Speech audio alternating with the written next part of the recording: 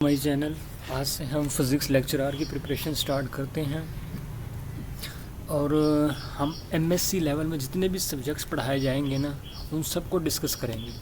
ठीक है, कोशिश करेंगे हर एक सब्जेक्ट को बारी बारी डिस्कस करें। आज हम स्टार्ट करते हैं क्लासिकल मैकेनिक्स को स्टार्ट करते हैं। उसके आज इम्पोर्टेंट क्वेश्चंस को डिस्कस करते हैं, तो जो बाकी रिमेनिंग बच जाएंगे तो उनको नेक्स्ट वीडियो में डिस्कस करेंगे। तो बिना टाइम वेस्ट किए बिना हम लेक्चर अपना स्टार्ट करते हैं। The first question is projectile will attain its maximum range if it is fired eight an angle of. वो कह रहा है किस एंगल के साथ जो है ना प्रोजेक्टाइल मोशन में बॉल को किस एंगल में फेंका जाए कि वो सबसे दूर जाए। ये तो हमें पता है प्रोजेक्टाइल मोशन क्या होता है, ठीक है ना। बॉल को इस अंदाज़ में फेंका जाए कि वो सरफेस के साथ जो है ना कोई एंगल बनाए और बॉल मूव करे अंडर फ्रीली ग्रेविटी, ठीक है ना, सिर्फ उस पर ग्रेविटेशन फोर्स एक्ट करे, उसे हम कहते हैं projectile motion.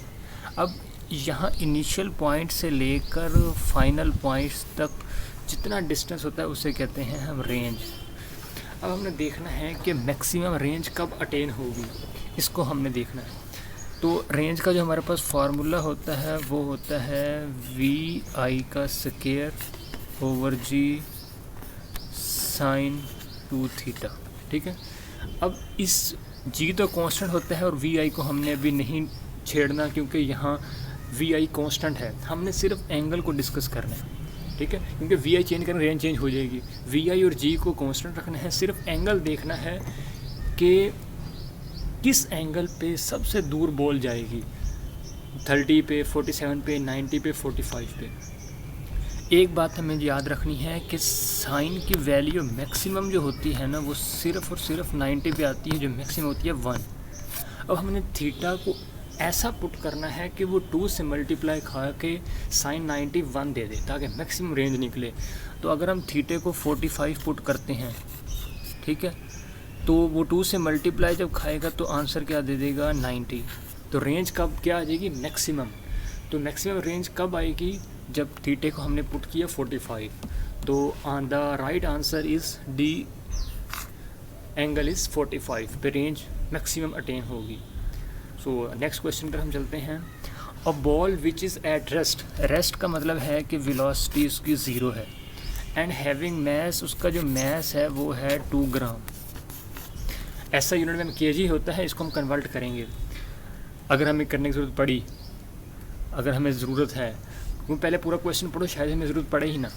Whose momentum and kinetic energy will be, momentum का फार्मूला क्या होता है mv, और काइनेटिक एनर्जी का क्या होता है हाफ mv स्क्वायर।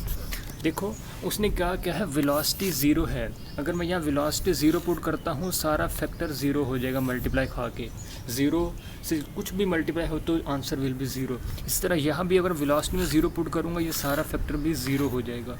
तो आंसर क्या आएगा C, momentum and kinetic energy will be zero if ball is at rest, no matter वो बॉल का मैस कितना भी है, अगर वो रेस्ट में है तो मोमेंटम और kinetic energy will be zero. Question number 3 है equation of motion can be used for. क्या इक्वेशन ऑफ मोशन जो हमारे पास 3 होती हैं, क्या स्ट्रेट लाइन के लिए होती हैं, कर्व्ड मोशन के लिए, या motion along the circular path, या ऑल टाइप्स ऑफ मोशन। ये सिर्फ और सिर्फ स्ट्रेट लाइन मोशन के लिए होती हैं बस, और किसी के लिए नहीं। तो राइट आंसर जो बनेगा वो है a, straight line motion only. As the ball towards the ground its velocity. अब ये बात समझना, लेट्स सपोज ये ग्राउंड है और ये एक बॉल है ऐसे ज़मीन पे आ रही है, तो हमने बताना है कि क्या इसकी वेलोसिटी इंक्रीज़ होगी या डिक्रीज़। ग्रेविटेशन फोर्स की डायरेक्शन क्या है डाउनवर्ड, ठीक है ना, और बॉल भी नीचे ही आ रही है तो उसकी वेलोसिटी की डायरेक्शन क्या होगी, ये भी डाउनवर्ड। अगर दोनों की डायरेक्शन एक ही सिमत में हो तो वेलोसिटी इंक्रीज़ करती है, अगर ऑपोजिट हो तो वेलोसिटी डिक्रीज़ होती है। बॉल अगर ऊपर जा रही होती तो वेलोसिटी डिक्रीज़ होती, क्योंकि इस क्वेश्चन में कहा गया बॉल भी नीचे आ रही है और ग्रेविटेशनल फोर्स हमेशा लगती ही नीचे की सिमत में है, तो दोनों की डायरेक्शन एक है, तो वेलोसिटी विल बी इंक्रीज्ड। तो वेलोसिटी क्या होगी? इंक्रीज। आंसर क्या आएगा? ए। नेक्स्ट क्वेश्चन है, an object whose velocity is changing is said to be in the state of. अगर वेलोसिटी में चेंज हो तो क्या होता है, मतलब उस स्टेट को हम क्या कहते हैं? हमें पता है कि एक्सेलरेशन को कहते हैं rate of change of velocity. जब भी वेलोसिटी में चेंज होगा एक्सेलरेशन प्रोड्यूस होगा, तो इसका मतलब है कि ये बॉडी की कौन सी स्टेट है? एक्सेलरेशन, क्योंकि वेलोसिटी में चेंज हो रहा है। तो आंसर क्या आएगा? एक्सेलरेशन।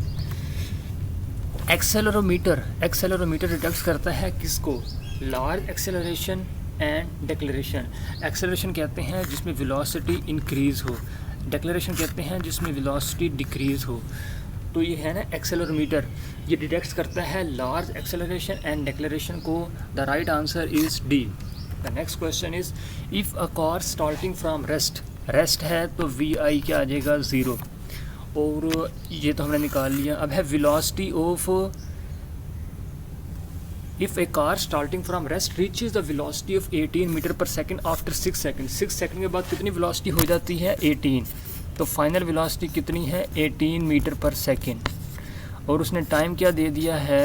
6 सेकंड। अब हमने सोचना है कि कौन सी क्वेश्चन लगानी है, सोच के लगानी पड़ती है, ठीक है ना। तो हम ऐसा देखेंगे कौन सी लगाते हैं। हम फर्स्ट लगा कर देखते हैं, V F is equal to V I plus A T. Initial velocity तो 0 है, ये तो 0 हो जाएगा, ठीक हो गया। और वी एफ हमें दिया गया है 18। एक्सेलरेशन हमने निकालना है, और टी कितना दिया है उसने? 6। तो 6 यहाँ आ जाएगा, तो ए कितना आ जाएगा? 3 मीटर पर सेकंड का स्क्वायर। तो जो आंसर आएगा वो आएगा, सॉरी यहाँ सी लिखना था, आंसर आएगा 3 मीटर पर सेकंड का स्क्वायर, ठीक है। नेक्स्ट क्वेश्चन है, a डल्टी carpet is to be cleaned by beating, this is accordance with that law of motion. ये जो है ना, मोस्टली मेरे दोस्त जो है ना देखते हैं कि 100% में से 99% जो है ना लगाएंगे थर्ड लॉ, क्योंकि वहाँ थर्ड लॉ क्या होता है? हर एक्शन का रिएक्शन होता है।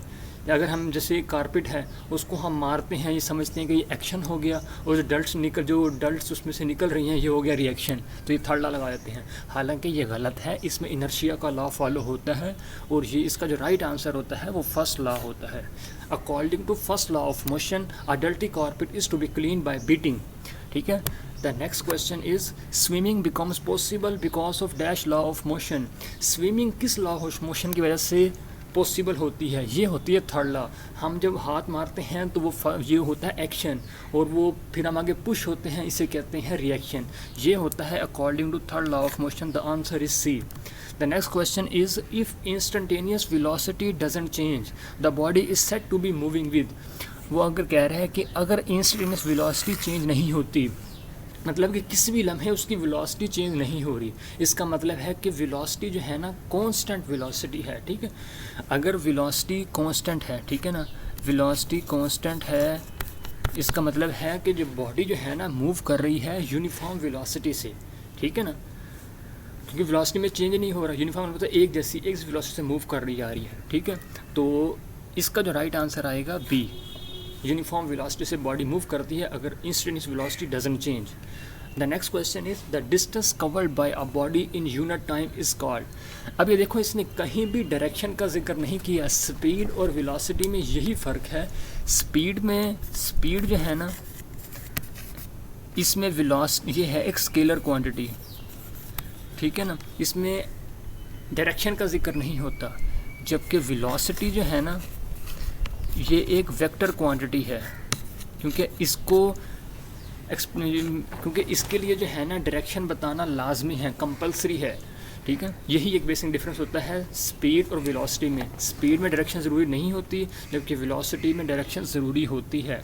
तो यहाँ कहीं भी इसने क्या सिर्फ डिस्टेंस कितना कवर करता है बाय बॉडी एक यूनिट टाइम में, कहीं भी यहाँ डायरेक्शन का जिक्र नहीं आया, इसलिए इसका राइट आंसर आएगा स्पीड।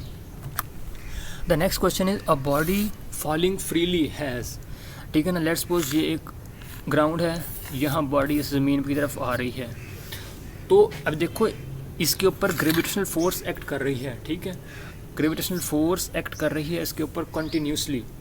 तो जब फोर्स एक्ट करती है according to second law of motion, उसके अंदर एक्सेलरेशन प्रोड्यूस लाजमी होगा और उसकी डायरेक्शन भी वही होगी जो फोर्स की डायरेक्शन होगी। तो जब बॉडी नीचे आ रही है तो उसके ऊपर फोर्स लग रही है, एक्सेलरेशन प्रोड्यूस हो रहा है, तो वेलोसिटी तो वेरिएबल वेलोसिटी चेंज होगी, क्योंकि जब भी एक्सेलरेशन प्रोड्यूस होगा मतलब वेलोसिटी में चेंज आएगा। वेरिएबल वेलोसिटी ये ऑप्शन है, ठीक है। उसके बाद क्या यूनिफॉर्म एक्सेलरेशन है या नहीं, ये देखना है। जब भी फ्री फॉल मोशन होती है ना, फ्री फॉल बॉडी मूव करती है, ठीक है ना, उसके ऊपर कोई एक्सटर्नल फोर्स एक्ट नहीं करती सिवाय ग्रेविटेशनल फोर्स के। तो इसका मतलब है कि इसमें जो है ना equal amount of velocity change होती है in equal interval of time. एक सीक्वेंस के साथ जो है ना वेलोसिटी चेंज हो रही है, उससे कहते हैं कि एक्सेलरेशन तो प्रोड्यूस हो रहा है लेकिन यूनिफॉर्म एक्सेलरेशन प्रोड्यूस हो रहा है। तो ये दोनों ऑप्शन जो है ना ठीक हैं, तो the right answer is C, both are correct, ठीक है। नेक्स्ट क्वेश्चन है, एक train covers 90 kilometre in half an hour, the time taken by it to travel 15 kilometre will be. इसको जो है ना इक्वेशन के ज़रिए सॉल्व करने के बजाय हम सिंपल तरीके सॉल्व कर रहे हैं, वही इजी मेथड होगा। देखो गौर करना, 90 किलोमीटर जो है ना 90 किलोमीटर कितने में तय कर रहा है, वो डिस्टेंस कवर हो रहा है हाफ आवर मतलब 30 मिनट, ठीक है। अब the time taken by it to travel 15 kilometre, ठीक है। अब देखो 90 किलोमीटर है ये, तो हम निकाल लेते हैं 1 किलोमीटर कितने में तय होगा, 30, यहाँ के 90 डिवाइड हो जाएगा तो आंसर आ जाएगा 1/। The train covers 90 kilometre in half an our, ठीक हो गया।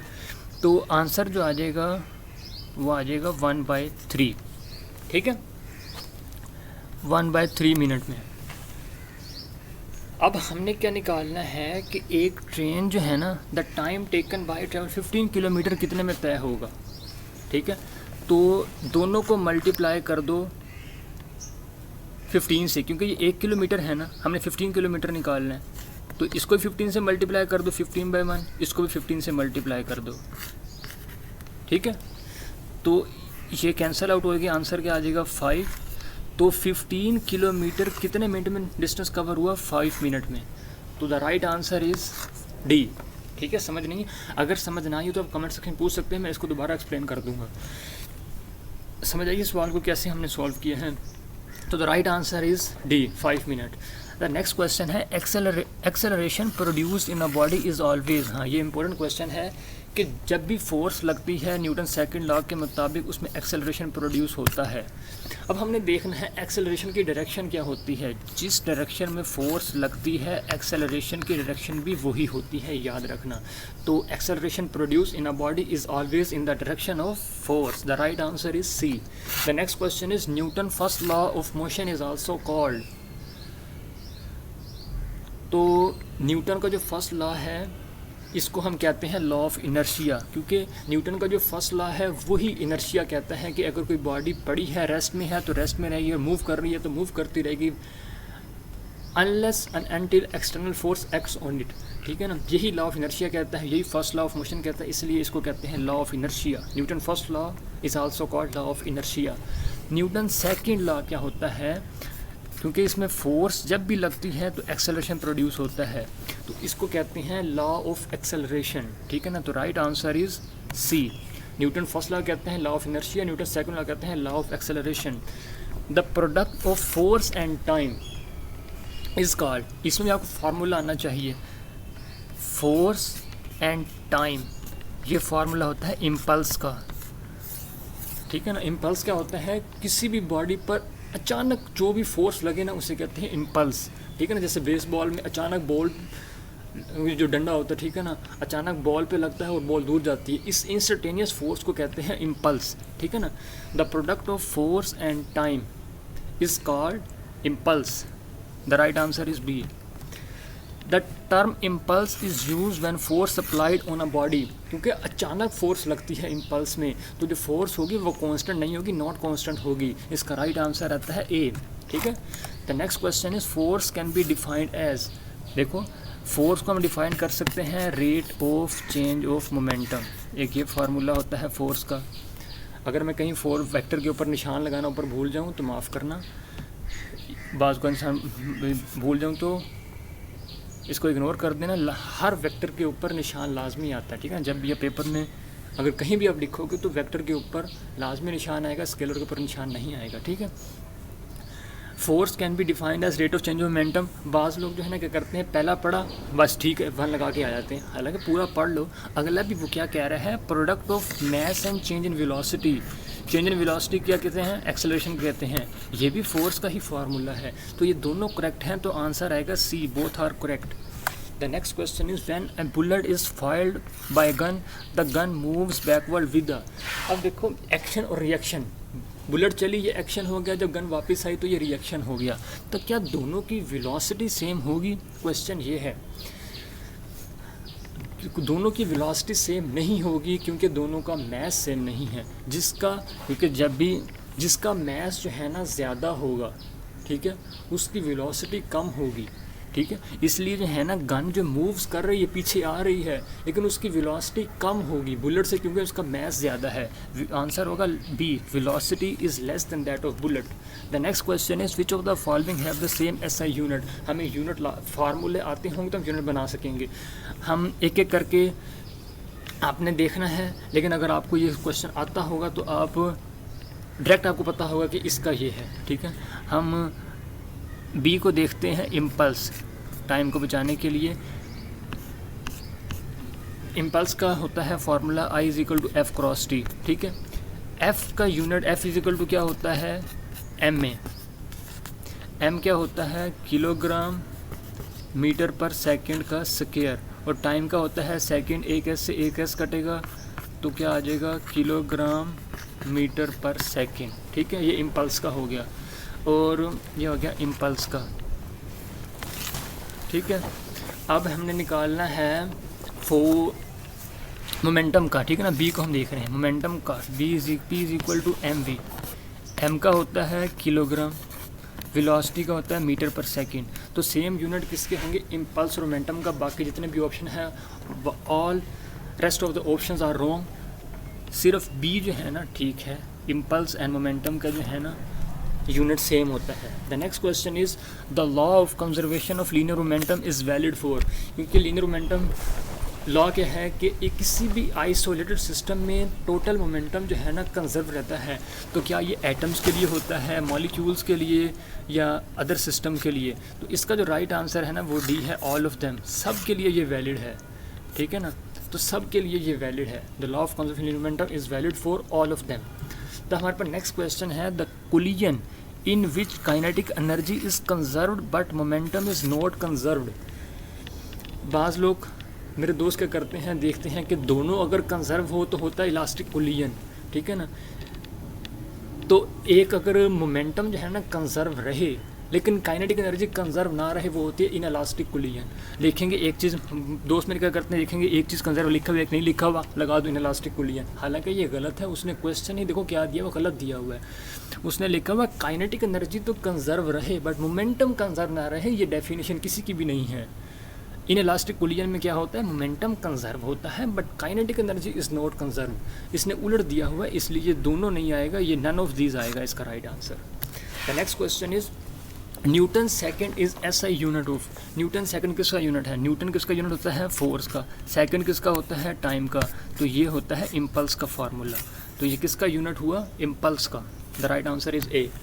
The next question is during the upward motion of projectile the vertical component of velocity. अब वही ये फार्मूला है जिसे मैंने अभी बताया है। जैसे ये प्रोजेक्टाइल मोशन है, वेलोसिटी की जो है ना, लेट्स सपोज अपवर्ड जा रही है अभी वेलोसिटी, ठीक है ना। बॉडी अभी ऊपर जा रही है तो वेलोसिटी की डायरेक्शन क्या होगी, अपवर्ड, और फोर्स क्या लग रही है, डाउनवर्ड, ग्रेविटेशनल फोर्स। तो दोनों की डायरेक्शन ऑपोजिट है तो वेलोसिटी क्या होगी, डिक्रीज। मैंने अभी थोड़ी देर पहले समझाया है। तो वेलोसिटी क्या इसमें होगी, डिक्रीज। जब ऊपर जाएगा वेलोसिटी डिक्रीज होगी, जब नीचे आएगा वेलोसिटी इंक्रीज होगी। The next question is range of projectile is same. किस पेयर ऑफ एंगल्स पर जो रेंज होगी ना प्रोजेक्टाइल की, किस एंगल पे हम फेंकें बॉल को कि दोनों एंगल्स पे रेंज सेम आए, लेकिन एंगल चेंज हो लेकिन रेंज सेम हो। वो दो एंगल कौन से हैं, वो एंगल है 30 एंड 60। अगर हम 30 के एंगल पे भी उतनी ही वेलोसिटी से फेंकें उतनी ही इनिशियल वेलोसिटी से फेंकें, ठीक है ना, उतनी ही पावर से फेंकें, या 60 के एंगल से फेंक लें या 30 के, बॉल की रेंज जो है ना बिल्कुल एक होगी। इसलिए ये इंपॉर्टेंट क्वेश्चन है कि किस दो एंगल्स पर जो है ना रेंज सेम आती है। The answer is B. The next question है the horizontal range of a projectile depends upon. ये हमें फार्मूला पता होगा तो हम निकाल सकेंगे। फार्मूला है VI का स्क्वायर ओवर G साइन 2 थीटा। इनिशियल वेलोसिटी पर डिपेंड करता है, ये लिखा हुआ। G पर डिपेंड करता है वैल्यू ऑफ, ये लिखा हुआ। थीटे पर डिपेंड करता है ये। तो द राइट आंसर है ऑल ऑफ देम। ठीक हो गया। अब नेक्स्ट क्वेश्चन हम चलते हैं, वो है to improve the jumping record a longer jump should. वो कह रहा है लॉन्ग जंप, ठीक है ना, जंपिंग के जैसे ओलंपिक्स में जंपिंग लगती हैं तो साइंस भी वहाँ यूज़ होती है। वो कह रहा है जंपिंग, लॉन्ग जंप करने के लिए एक जंपर को ज़मीन से किस एंगल पे अपने जंप लगानी चाहिए ताकि वो दूर जाए। तो जंपर को जंप लगानी चाहिए एट एन एंगल ऑफ 45। हमने अभी देखा है कि 45 पे एंगल पे रेंज जो है ना सबसे दूर जाती है। बॉल या कोई भी चीज़ 45 के एंगल से अगर जाए तो सबसे दूर जाएगा, ठीक है ना। तो जंप लगाए वो at an angle of 45। The right answer is B. The next question है at the highest point the result, ठीक है ना। ये मेरे ख्याल में प्रोजेक्टाइल मोशन की बात हो रही है, सॉरी हम लिखा नहीं होगा। तो एट द हाईएस्ट पॉइंट, ठीक है ना, इस पॉइंट पर जब बॉल आएगा तो उसका रिजल्टेंट वेलोसिटी 0 होगा या हॉरिजॉन्टल कंपोनेंट, ठीक है ना। ये हॉरिजॉन्टल कंपोनेंट है Vx और वर्टिकल कंपोनेंट Vy, ठीक है। तो हमने देखना है, सॉरी सही नहीं लिखा गया। तो हमने देखना है कि क्या हॉरिजॉन्टल कंपोनेंट 0 होगा या रिजल्टेंट वेलोसिटी 0 होगी या बोथ कंपोनेंट रिमेन कांस्टेंट, ठीक है ना। देखो वर्टिकल कंपोनेंट पे ग्रेविटेशनल फोर्स तो लग रही है, ठीक है ना, इसलिए ये तो कांस्टेंट नहीं होगा।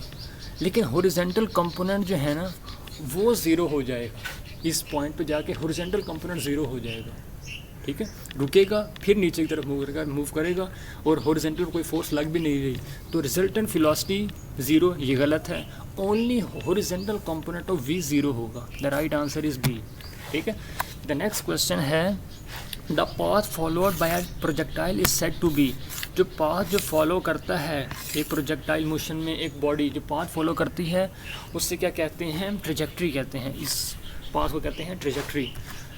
इस लेक्चर का लास्ट क्वेश्चन है the velocity of projectile is maximum. ये इंपॉर्टेंट क्वेश्चन है। लेट्स सपोज ये एक ग्राउंड है, ठीक है ना,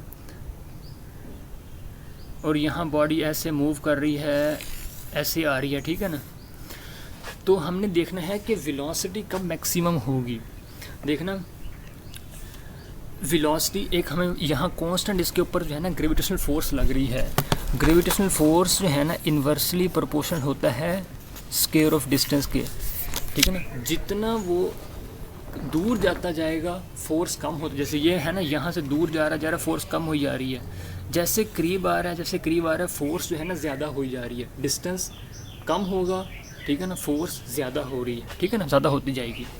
अब हमने देखना है, और दूसरी बात, इस जगह पर ना वेलोसिटी की डायरेक्शन क्या है, अपवर्ड, फोर्स की डायरेक्शन क्या है, डाउनवर्ड। इसलिए इस बार वेलोसिटी जो है ना कम होगी एज़ कम्पेयर टू इधर इस लैंडिंग पॉइंट पे, क्योंकि इधर फोर्स की डायरेक्शन भी डाउनवर्ड है और वेलोसिटी की डायरेक्शन भी डाउनवर्ड है और बिल्कुल करीब है। यहाँ फोर्स सबसे ज़्यादा होगी क्योंकि डिस्टेंस सबसे कम है।